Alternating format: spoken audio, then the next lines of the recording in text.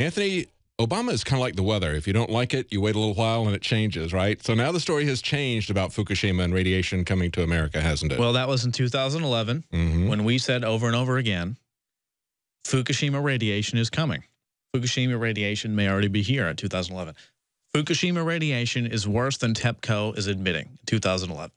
Obama was on television saying everything's fine. The radiation will never be here. And I wanted to cover this specifically because at the top of Drudge, there was an article, it's probably still there, scientists test West Coast for Fukushima radiation.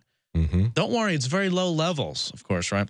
Radiation from the Fukushima nuclear disaster likely will reach ocean waters along the U.S. West Coast next month, scientists are reporting. Now, let's be clear, it's already here. We've had multiple reports of that, but now it's openly stated in USA Today.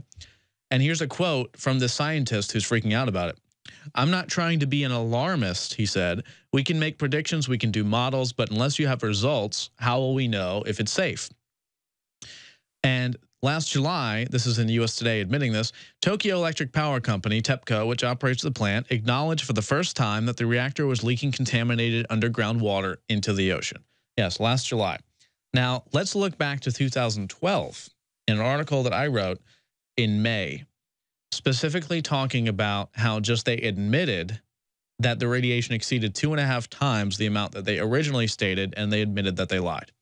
Fukushima plant operators are now admitting that the Fukushima radiation levels admitted from the disaster exceeds almost 2.5 times the initial estimate produced by Japanese safety regulators. Study revealed that significantly more radioactive waste was released into the atmosphere as a result of the Fukushima explosion that many nuclear experts previously told the public. And it goes on to say that the operating company deliberately concealed this information. 2% ended up on land. There were 20% also fell on other areas of land, and the remainder went into the Pacific Ocean. So yeah, obviously it's already here. Obviously, you know, well, it carries over the wind. It's bioaccumulated in the food supply. What's really sad about this is that they were saying, "Don't worry, there's nothing to be alarmed about. It's okay," to the sailors who were on the USS Reagan. And we see that they were exposed to such high levels of radiation that there was no concern to be had about that. That now we're seeing immediate threats to their health.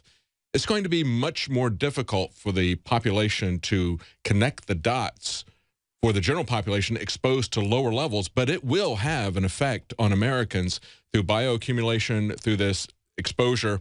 It just may be in the number of cancer deaths that people have 5 years, 10 years, 20 years down the road. It'll be very hard to tag it to that like we've tagged it with the sailors on board that ship. But they were deceived. They were lied to about that. And now we see that they're already having tremendous health effects on over 100 sailors. I brought this up because this is yet another example of us saying in 2011 what's happening. Obama denying everything, saying it's fine. All the so-called experts in the government saying it's fine, while the actual private experts say it's a big disaster. And now it's coming, they say in April, it'll be here. They also said a couple months ago that, you know, it was already coming, skyrocketing rates that we tested and everything like that. But I wanted to mention that. I'm just glad, you know, that we know what's going on. They're not going to tell you about nascent iodine. They're not going to tell you about any of that. It's up to you to do your own research, look up nascent iodine, check out the information. Also, you know, kelp and various forms of kelp, everything like that. But just prepare yourself because we were right. Government was lying to you once again. But if you find, you know, care in listening to the government lies, that's on you. They're not going to tell you what the risks are. And as you pointed out, they're not going to tell you what you can do to protect yourself, to protect your family. We tell people that, and it's the way we support this operation. But it is also, you have to take action yourself. And, you know, it's something that nobody else is going to do that for you. They're not going to take the fluoride out of the water. They're not going to tell you that fluoride is the way to protect your health from radiation exposure. Sorry, not fluoride. I said fluoride. Iodine is the way to do that. You have to take a look at it yourself. You have to do what's in your interest and your family's interest, and it's a win-win situation if you do that. But if you just trust the government, their story is going to be constantly evolving, constantly lying to you about the risks. Exactly, and that's the bottom line. If you want to listen to the government, that's fine. If you want to do your own research, look up nascent iodine, look up other alternatives, that's on you. But the reality is that the Fukushima radiation, we told you about it in 2011. Now, what's today? You know, USA Today, March 9th, saying Yeah, radiation might be coming to the West Coast. Well, this has been going on now for 3 years. Yep. And they talk about the head of the Nuclear Regulatory Agency. That's who Obama was quoting. Well, the head of the Nuclear Regulatory Agency has now said that they need to shut down all American reactors because they share the same design flaw as Fukushima does. So he's very concerned about that. It's not just the risk that we're exposed to from Fukushima. It's the risk that we're exposed to from all these other plants that are much, much closer to us, that are here in the United States. And it's also not just a risk of the plants exploding from something catastrophic like an earthquake or like a flood or something like we've seen with 3 Mile Island or Chernobyl. It's also the risk that the storage pools are going to have a breakdown. And that's what we saw at Fukushima as well. And so we have a nuclear waste problem that is just as dangerous as the operation of the reactors. And the problem is that we can't trust the American companies and the American government to tell us the truth about this any more than we can trust the Japanese companies and the Japanese government to tell us the truth. Well, the bottom line is I encourage everyone to check out InfoWarsLife.com and read about the nascent iodine for yourself. I didn't bring it up even thinking of that, honestly. It's on the top of Drudge. Scientists test West Coast for Fukushima radiation, ordering to be tested. Meanwhile, Washington is shutting off its radiation detection. We have none happening now. We have none planned as far as radiation detection, says the communications director for the Washington State Department. And they're just going to let it happen. You know, Washington doesn't care. They say the bulk of it's probably going to hit Washington. They don't even have radiation testing going on. California does. It's concerned. We've got a couple of minutes before we go to break. Let's take some calls, Anthony. We got Chris in Indiana. You wanted to say something about CPAC and Rand Paul? Mr. Knight, Mr. Gutierrez, honored to talk to both of you. Honored to talk to you. Great talking to you. What did you want to say about CPAC and Rand Paul? Well, about the Rand Paul speech, what he addressed to what I call the National Socialist Agency, he said, quote, cell phones are none of your damn business. Which means he means business, if you ask me. Yes, that's right. We need to get angry about that, don't we? Yeah, we need to get angry about that. You know, when people laugh about that and just use it as a joke, I think we should be beyond that by now. We should be having some outrage, some indignation like Rand Paul had about that. You're right about that. And people laughed at Ted Cruz's jokes, but people gave Rand Paul a round of applause for that quote. And I'm wondering, I'm predicting right now, Rand Paul versus Hillary Clinton 2016 on the Republican and Democratic ticket, respectively. And will people wake up and finally vote pro-liberty is the real question. Yeah, it'd be very interesting. That'll be an interesting matchup if that happens. Yeah, and Ron Paul to Rand Paul. And Rand Paul might just have, you know, enough power behind getting alternative reality in there with the real conservative movement to potentially do it. Absolutely. Many anthropologists and archaeologists believe that before man even discovered the power to harness and use fire, we were involved in agrarian activities. That is, taking the seeds of plants and then replanting them to produce more. The very foundation of our modern civilization and human culture is centered around the planting and cultivation of edible plants. Here are some of the amazing deals at Infowars Seed Center at InfoWarsShop.com. The Survival Seed Vault by My Patriot Supply features only the finest survival heirloom seeds for a robust and hardy garden, even in the toughest times. We also have starter varieties of the deluxe seed packages for fruit, salads, salsa, peppers, medical herbs, and more.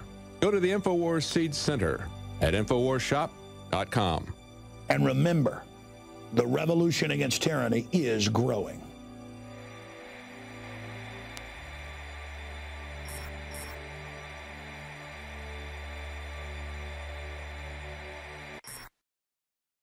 RJ, you said you didn't think that electoral victories were enough. What do you think it's going to take to roll this back? Well, again, I think the first thing is a spiritual awakening, and I believe it's slowly coming. I'm encouraged by things that I'm seeing. You know, Jesus said to seek first the kingdom and His righteousness, and then all these things will be added to you. And so along the lines of you know, revival, it's important to be hooked up where there's not typically in a conventional church. There's so many things that aren't happening that and by the way, there's a website where I could share that. I guess it might direct some people that are. Sure, you can give that to us real quickly, and then I've got a comment. Go ahead. Give us your website, and then I wanted to comment on that. It's rjbarnett.wordpress.com. Okay. Yeah, I think you're exactly right. And, I was looking at this article that just came out in the last few days about this homeless Jesus statue and the debate that came up around that. I think what they were trying to get to people is the idea that we do really have individual responsibilities. I think we have for too long, they say that if you've only got a hammer, everything looks like a nail. And I think both for people who are trying to put forward a socialist agenda, as well as, unfortunately, for many Christians, they only see the government as being an effective solution. And so the government is their hammer, and they see everything as a nail that needs to be hammered with the government, whether it's keeping people off of drugs or helping them out when they hit bumpy times in their life or they get addicted to drugs. They want to hammer everybody with the government rather than taking things on and not turning this over to an institution, whether it's the government or whether it's some big national charity, because those institutions just don't work and there's no connection there. It's an easy thing for people to not take the individual responsibility to go out there and engage other people and help them on a one-to-one basis. And part of that is helping them to understand what's being done to them, isn't it, Anthony? They've taken it so far now that they're going after church groups that feed the homeless and confiscating their food and kicking them off the parks. Yes. Or in the case of one individual, he's going around with his family, his kids and everything, spending a couple $1,000s a month on his own food, walking around on the streets, giving homeless people food. And he just says something nice, like maybe gives them a small Bible or something like that. That's unacceptable. That is evil in the eyes of the state. And I think we need to, as Christians, we need to kind of check ourselves and see if on some of these things that we think are important, like the war on drugs, for example, Christians don't want to see people addicted to alcohol. They don't want to see them addicted to drugs. So we had alcohol prohibition. Now we got the war on drugs. Can they take a look at some of these things and say, you know what? Marijuana really does help some people who are sick and they use it medically. Or can we just have the compassion not to throw people in jail for lifetime imprisonment because of mandatory minimums that keep them in and let violent criminals out? Can we have that kind of compassionate conservatism? A conservatism that doesn't try to put compassion, run it through the government, run it through these big institutions that don't have any compassion, but rather have it on an individual level and not be so trusting of government to be the only instrument that we have in our bag. Well, it's Christian to not want the CIA drug running heroin. Yes. That's the war on drugs. It's a delusion. It's a lie that it's Christian to somehow support this war on drugs or somehow support all this government bureaucratic insanity. The same thing with prohibition. It just led to more alcohol. We need to abolish the war on drugs 100%, yes, because the government is not your big daddy. It's not going to provide for you and keep you safe. Ultimately, actually, what's not Christian is treating the government as God. That's right. You know what I mean? That's right. That's right. I identify as a follower of God and everything. And one thing I'm not going to do is sit back and ask the government to go around and arrest people that are smoking less than, a gram of pot or something in California. That has nothing to do with anything. But even if we got rid of the war on drugs, less people would statistically use drugs. So overall, we're relying too much on the big daddy system. And that's why it's come to the point now where you can't even feed the homeless or you go to jail if you try to give them food for Thanksgiving. Yes, that's right. It's also up to us to support the communities and churches that are feeding the homeless. I've done that personally. We need to support those who are being prosecuted, feed the homeless ourselves, just like uploading ourselves with guns to Facebook to protest that. We need to go out and feed the homeless more. And even get involved on an individual basis. I think we're going to know that we've had revival come to. It's not revival when we do certain things. It's revival when our perspective has changed on things. And as we saw with the original American Revolution, it was preceded by a spiritual revival. We will know that that has happened when we see people start to take responsibility for themselves, for their families, for their neighbors, and not try to use the government as a hammer to beat each other over the head with it. And stop morally judging everyone off of crazy foundations. Everyone is a sinner. Everyone has done things. But at the end of the day, if we're fighting and we're passionate for justice and reality and truth and God, that is power. That is how we defeat the enemy. That's right. It's not about morally judging other people. That's right. It's about taking care of each other. Andrew in Pennsylvania, you had something about winning and the TSA lawsuits. What's your opinion on that? Well, the real reason reason you can't win TSA lawsuits is not because the TSA is viewed as necessary for safety. The reason you can't win TSA lawsuits is because your tickets, airline tickets, refer to you as passengers, and that's legally defined as a commercial term. And since you're in commerce, the government has authority to regulate you to the point where they can take away your right to not be searched without a warrant. And in order to solve this problem, we would need to change the word passenger into the word traveler, which does not have any legal definition. That's commerce specific. Well, you know, the other way that the TSA is winning their lawsuits... Change it to slave instead. That's right. That's a good way to put it. The other way that they're winning their lawsuits is by basically censoring the truth. We had John Corbett, who has been at the forefront of these TSA lawsuits. He's probably sued them more than anybody else. He had a video that showed that their naked body scanners were totally ineffective if you had weapons just on the side of your body. But in his latest lawsuit, which I believe, Anthony, is still in play, they mistakenly published on pacer.gov, which is where all of the lawsuits are supposed to be published. They mistakenly published up there that they realized as of 2011 that there was no terrorist threats against airports or airplanes. But they redacted that. They allowed him to see these documents during discovery. He referred to it, quoted from their documents, and then they redacted that out. But then they made the mistake of putting the unredacted copy up there. So we know exactly what they were doing. And at the same time, they said there's no threat. They were threatening the state of Texas with a complete shutdown of the air system because we had the House of Representatives here had passed a bill that would constrain the TSA to treating us like human beings again, like the Constitution requires them to. And so they blackmailed the state Texas and the Senate. They backed out. And, of course, our lieutenant governor, who was a lifelong CIA guy before he became lieutenant governor, he was alongside bringing that down, wasn't he, Anthony? Well, I like the 4'5", 300-pound TSA agents that treat me like a literal slave, and I think that's good. And I think it's good that they've never stopped a terrorist ever. Right. And every single time where an engineer novice tries to put a weapon inside, a faulty weapon inside of their code or whatever, they can get through every single time. I like the fact that if you ask them about their radiation naked body scanners, they'll tell you they're perfectly safe, even though in the 90s, a commission on radiation found that back then, when they were using them in isolated cases, it was causing hundreds of cases of cancer, isolated in the 90s. Who knows how many it is now. I like all that. So I think the TSA is good. And I think cancer from their naked body scanners, which, by the way, they put pregnant women now through and little kids and stuff, I think that's good. And I think passenger is a perfect term. It's closer to slave, I think. But, you know, overall, they're definitely keeping us safe. Well, you know, it's just how they control us. It's another one of these techniques of control, just like we were talking about spying on people, wanting to know if their propaganda through the media is working. They need that feedback. They need to be able to monitor us everywhere. They need to look at all of our metadata.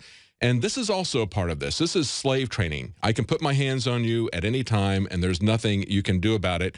And if you let me do that, I'm going to instantly reward you in kind of this Pavlovian, Skinner-esque type of way. I'm going to instantly reward you with letting you get on the plane. Yeah, well, think about So here's your positive reinforcement. You just let me do this, and you can get on the plane. We're being treated like lab rats. You are watching the best of the Alex Jones Show, weekdays from 11 a.m. to 2 p.m. Central. Watch live at Infowars.com/show or become a member of InfoWarsNews.com and help us take resistance to the next level.